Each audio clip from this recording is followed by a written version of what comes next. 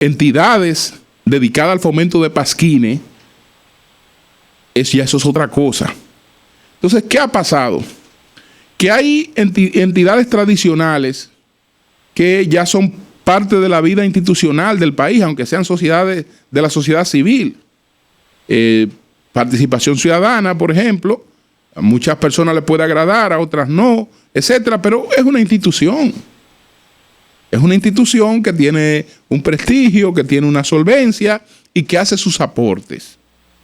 Está otra institución más reciente, pero también de grandes aportes, que es ADOCO, la Alianza Dominicana de Lucha contra la Corrupción. Entonces usted tiene FINJUS, usted tiene una serie de entidades que se han ido estableciendo y esas entidades han ido buscando un posicionamiento y han hecho sus aportes. Han hecho sus aportes, aunque aún en las cosas incluso en las que no han tenido razón. Porque, repito, lo que usted no puede pretender es que denuncia sea acusación. Denuncia no es expediente. Denuncia no es más que un llamado a la investigación. Un llamado a la investigación, y la investigación puede determinar si esa denuncia se convierte o no en un expediente.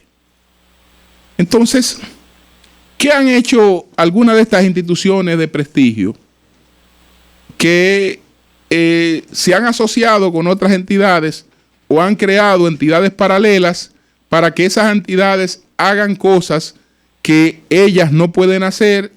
Y entonces usted tiene una manera de tirar la piedra y esconder la mano. En el mismo edificio de participación ciudadana, por ejemplo, funciona otra entidad que todo el mundo sabe que eso es un fronting de participación ciudadana, pero lo es para llegar a veces a extremos que no puede llegar participación ciudadana y hacer planteamientos, etcétera. Y mientras usted pone a esta a hacer planteamientos, usted ve más o menos protege la otra, etcétera, etcétera. Pero este país es muy chiquito. Este país es muy chiquito y eso no es otra cosa que un acto de irresponsabilidad. Eso es un acto de irresponsabilidad. Entonces, usted sabe lo que hicieron en esta marcha. Ellos distribuyeron un pasquín que es el álbum del rumor público. Y en el álbum del rumor público, ellos presentan a los supuestos funcionarios corruptos, con una fotografía de esos funcionarios tras las rejas. Tras las rejas, una cosa abusiva, asquerosa.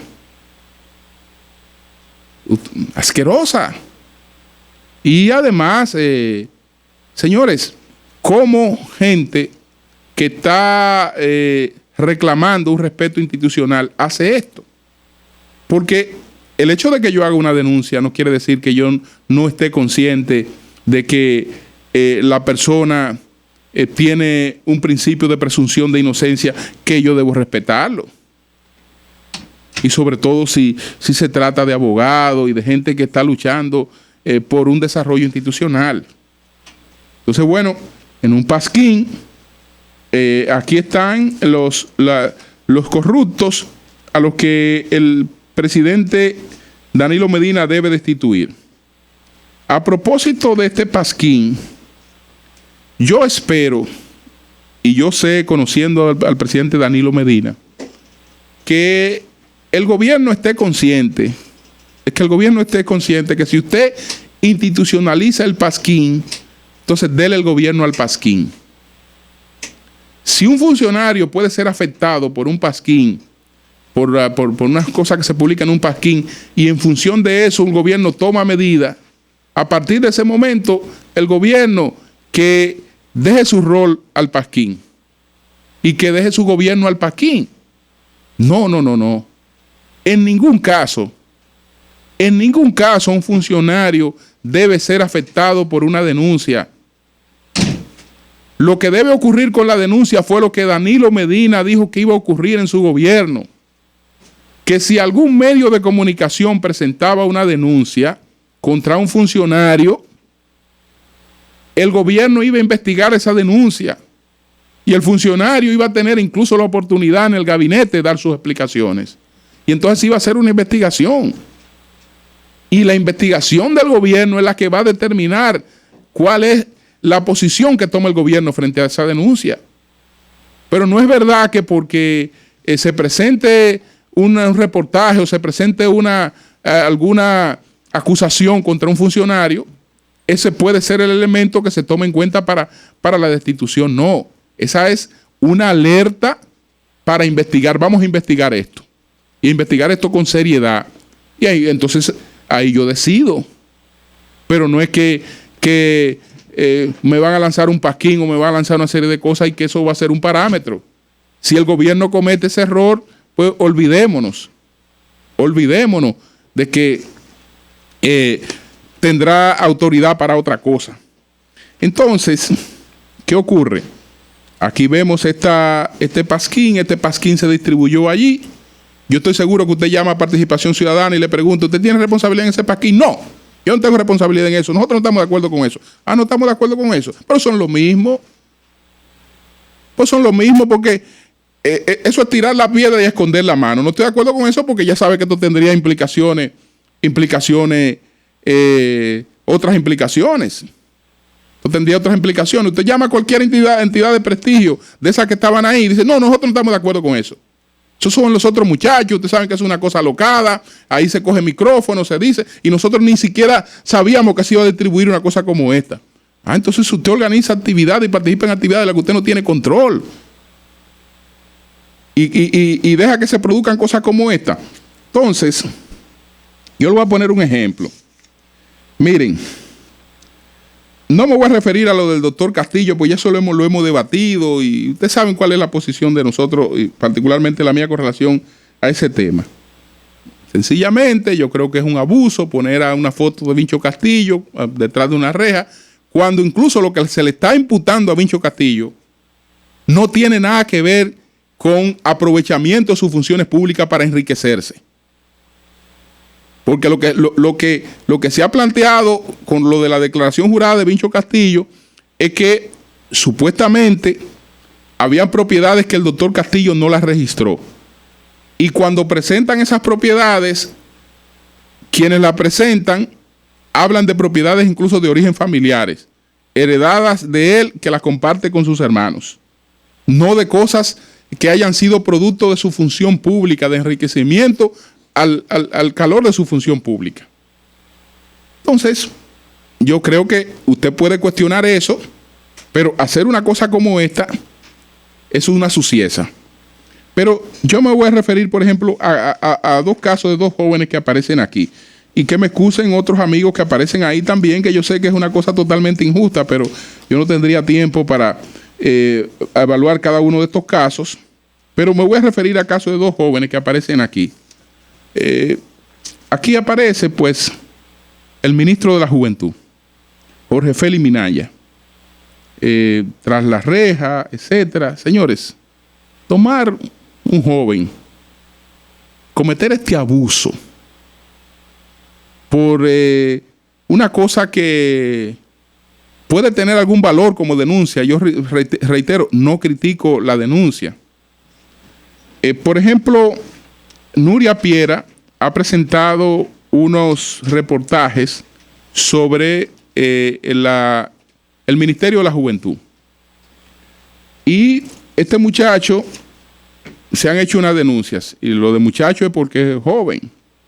Todo el mundo sabe que tengo hijos como él. Entonces, ¿qué pasa? Que se organiza el Premio Nacional de la Juventud, Eury Cabral. Premio Nacional de la Juventud, etcétera.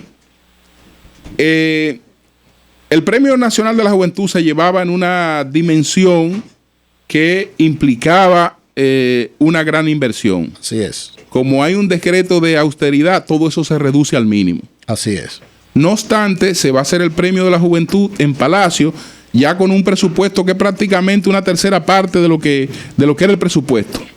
Se va a hacer un acto en Palacio y Eury Cabral, por ejemplo, que va a organizar el acto en Palacio, dice que yo necesito sonido, necesito tarima, necesito decoración, necesito luces, porque voy a grabar esto para televisión. Exacto. Necesito una serie de cosas. Señor, para un espectáculo. Si usted necesita esa cosa, usted tiene que contratarla. Así es. Y desde luego que no la puede contratar el mismo día. Usted tiene que tener acuerdos previos con las personas que le van a montar ese trabajo. El Premio Nacional de la Juventud se empieza a planificar desde el año anterior. Desde el año anterior. Entonces, ¿qué ocurre?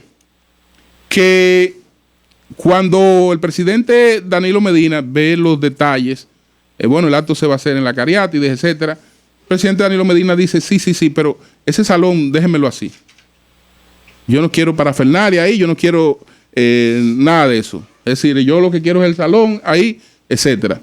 Y el presidente prácticamente el día anterior o 2 días antes tumba algunas cosas que se iban a poner ahí, que se iban a montar. Cambia cómo se iba a hacer el reportaje. Pero son cosas que están previamente contratadas. Claro, y que hay un contrato con eso. Hay un contrato con eso. Entonces, ¿qué ocurre? El ministerio conversa con la gente que van a ofrecer esos servicios. Dice, mira, tú me vas a montar estas cosas, pero ya no la voy a poder montar ahí. Entonces, como no la voy a poder montar ahí, yo no te la puedo pagar ahora. Aunque yo sí tengo estos fondos apartados para eso. Lo que yo me comprometo a llegar a un acuerdo contigo, que en próximas actividades, cuando yo necesite esas luces, ya yo tengo el acuerdo contigo de que vamos a usar esas luces. Esas luces, esa tarima y todas esas cosas que se contrataron. Entonces yo te la pago. Yo te la pago porque aunque tengo el dinero ahí y el dinero está apartado y está presupuestado y tengo un contrato contigo, no te puedo pagar eso. ¿Por qué? Porque eso se tumbó, pero eso hay que contratarlo previamente. Entonces, bueno, eso es corrupción, porque se contrataron cosas ahí que no se usaron. Bueno, pero le han mostrado que no se usaron, pero que tampoco se han pagado. No se usaron, pero tampoco se han pagado. Los fondos están ahí.